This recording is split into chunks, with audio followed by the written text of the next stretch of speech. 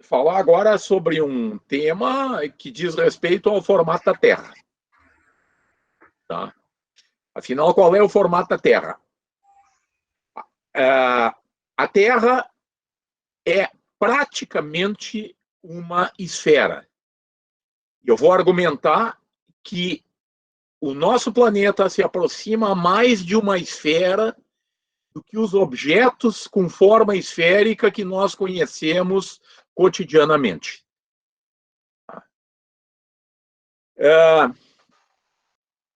Agora, um pouquinho de história.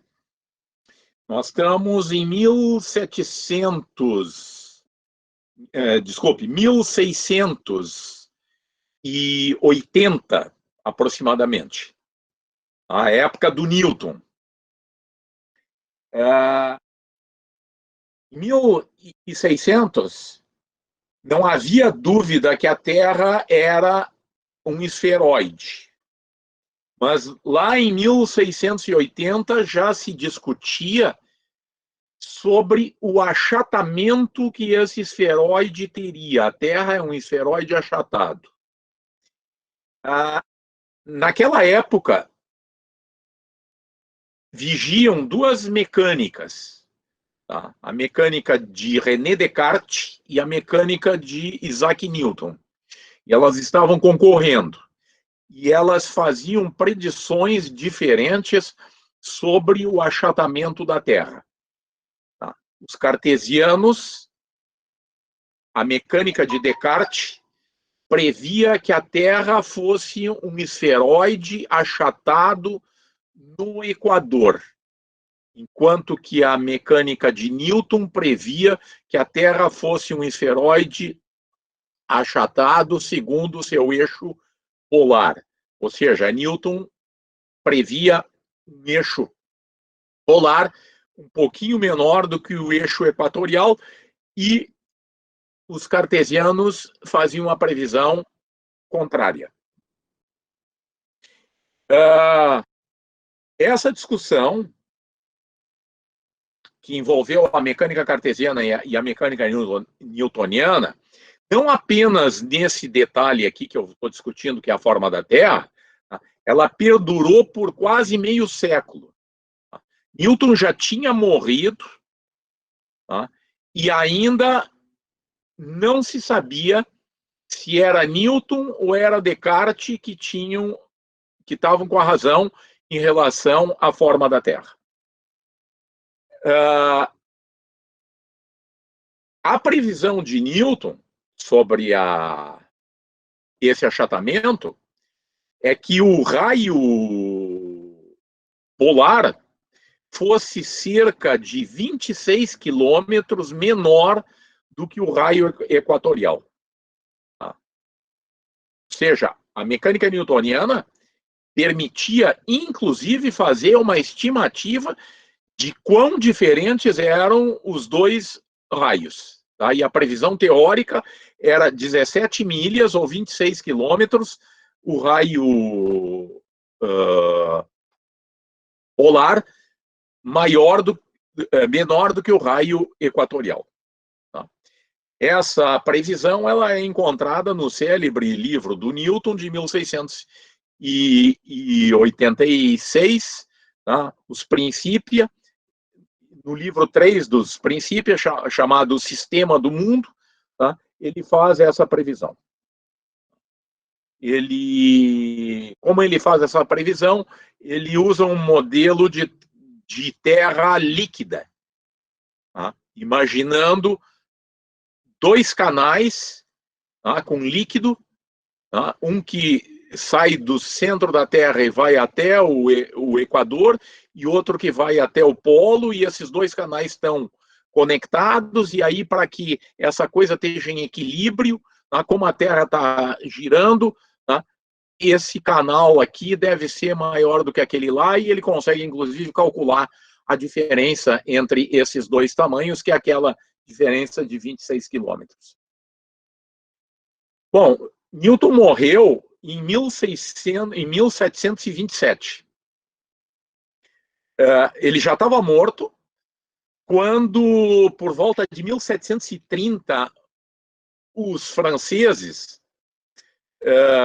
mais especificamente em 1735, os franceses resolvem fazer medidas sobre o achatamento. Tá? Porque aí já havia condições experimentais de medir o achatamento. Tá?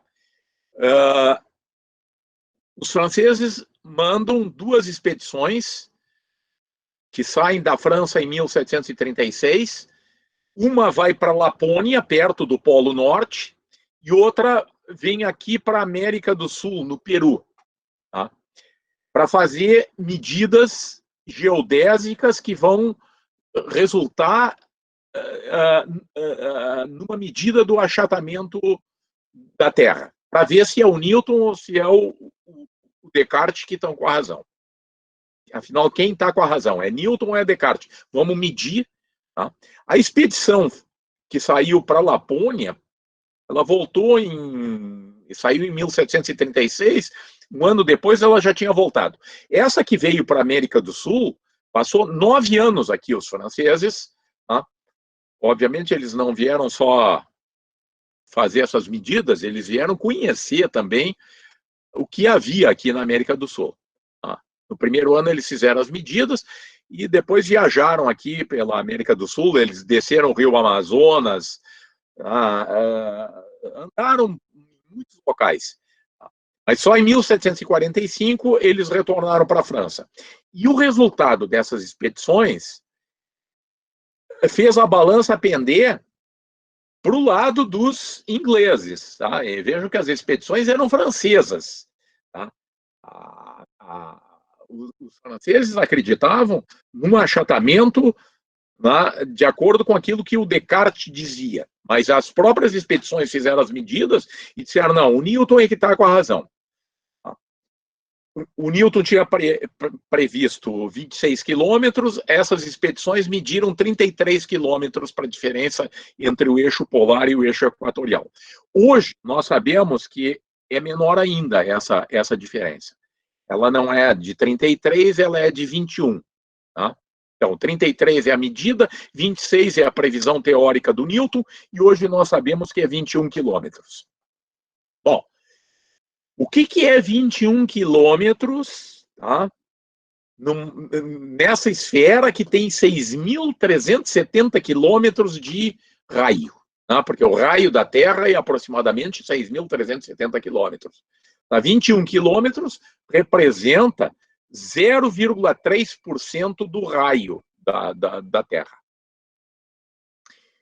Interessante que o próprio relevo da Terra, tá? Imaginem que a gente pudesse retirar toda a água que está em cima da Terra e aparecer só o relevo da Terra, o fundo da fossa das Marianas, e a gente ia poder enxergar. Hoje ele está coberto por água.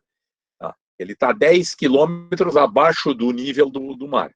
Tá? O topo do Himalaia está 10 quilômetros acima do nível do mar. Tá? Essa diferença é de cerca de 20 quilômetros, por acaso, tá? Isso é um acaso, parecida com o próprio achatamento.